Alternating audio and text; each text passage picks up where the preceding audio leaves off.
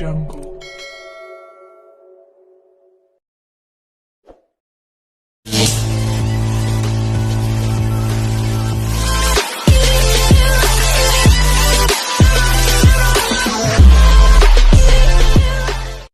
Pagpalang araw mga kamaalam, at ito nga po ay nakatapos tayo ng isang wall pan ngayong araw.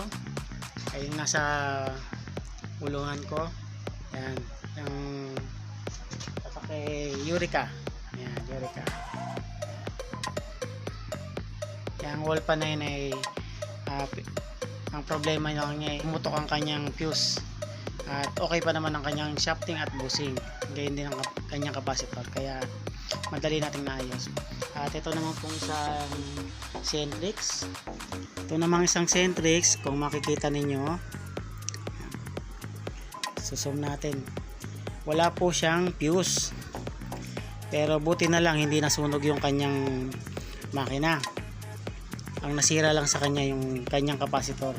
Lalagyan po natin yan ng fuse para kung siya man ay mag-init, magkakat lang yung kanyang thermal fuse, kaya lalagyan natin siya ng thermal fuse.